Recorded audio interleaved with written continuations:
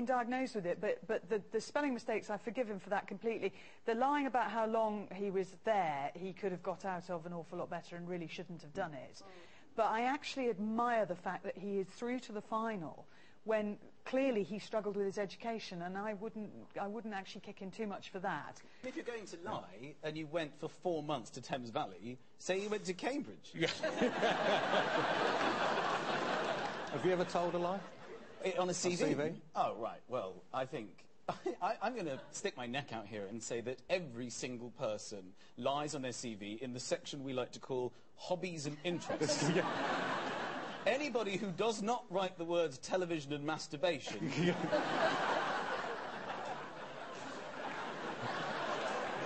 Any man who doesn't write the words... The men are applauding that. Some of the younger ones can barely lift their arms. But people do put the funniest things in hobbies and interests, like it's going to get you the job. They put hobbies and interests, I enjoy reading and travel, and it's like they're going to sit down after and go, well, you know, all the candidates were the same, but this one reads. Lucinda Lee, what did you make of it? Of all the candidates left, and actually of probably many of the candidates, Lee is the most consistent, likeable, straight down the line, pleasant guy to work with. He really is fantastic. Yeah, no, he's not. He's a really great guy. Okay, so it's about being likeable. Is Helene likeable in any way, shape or form to you? She was very unpleasant to you, second only to Jenny in that regard. She may be likeable to her family, I don't know. But not to you. She describes herself as ballsy. Let's see if that shoe fits. I'm a businesswoman with a lot of balls. Describe yourself as being ballsy. To get where I am, in a male-dominated environment in engineering, you have to be bloody ballsy. But you're walking away from that? Yeah, I am walking away from it because it's time for me to walk away from it. Too tough for you, or...? No, not at all.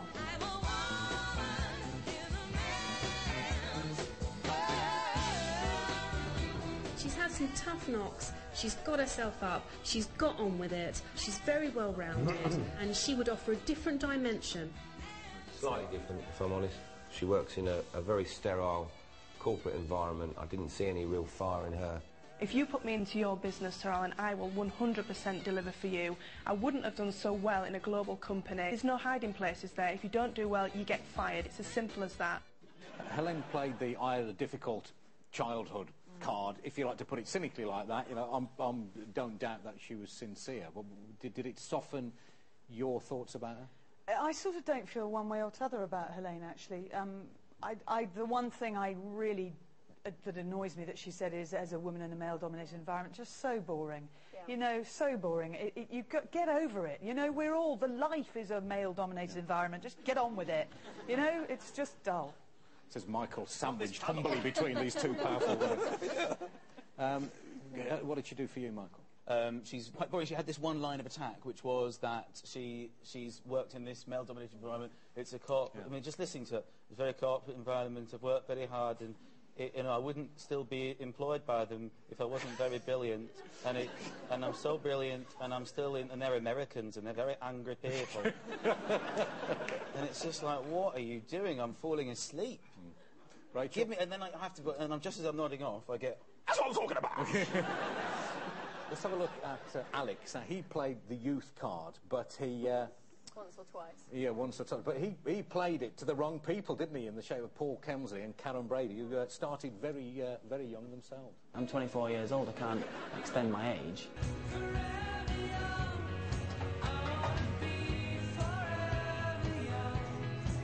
I didn't find anything interesting in the CV. Obviously, taking into account my age, that's why my CV isn't as extensive as others. I was running my own business at 22. Right. But you have that all-rounded business experience? I've got as much experience as I could have at my age at 24. Alex, I was 23 when I was running Birmingham City Football Club. You're a year older. What are the things that you're going to offer, Sir Alan? And like you say, I'm 24 years old, so... And you know what, just answer a question. I'm finding, I mean, it's just how many times do I have to ask the same question before you actually give me an answer? What about Alex, then? I cannot believe that he dropped you in the shit. in the boardroom. I can believe. And it's not the first time he's done it either. And I'm really disappointed because weeks ago I thought he'd go really, really well, and I rather liked him. I think he does have charm, and clearly he's he's got a lot going for him. But he has dropped you in it, and he's done it more than once, and I'm disappointed. I think he's become a bit of a snake. Sorry.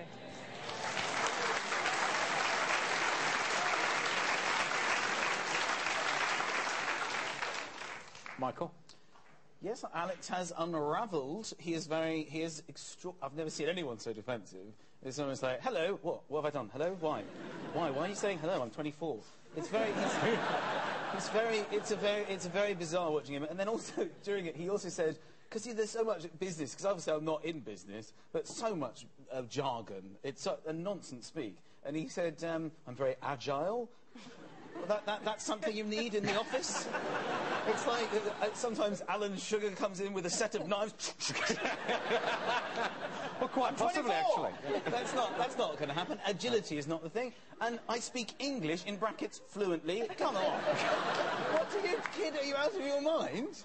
Like broken English? I can count all the way to 24. He's a joke. He's a joke. For someone who's actually sold quite well in some of the tasks, he must be incredibly insecure, because he was just enormously defensive from the first question all the way through. Even when he was asked, what's it like being so charming and good-looking? I'm not. Just hugely defensive all the way through. So it's been a real disappointment. I think all three of us were surprised when we watched it this week. He's the youngest ever finalist, we should say. How old is he? 24.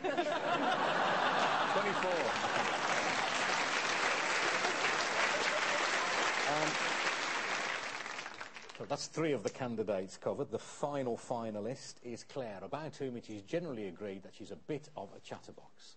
I hope we're going to be doing some interviews today. Gives you a chance to chat. Oh, so exciting! My nickname has been, from Sir Ellen, Motormouth, Big Gob. She doesn't listen. Trying to shut her up is almost impossible. I am very vocal. I will challenge people. I think it's imperative that if you have a belief in something, you stand up and you actually speak, instead of being a big fat lemon and just sitting there. OK, just let me ask a question, try and give you time to breathe.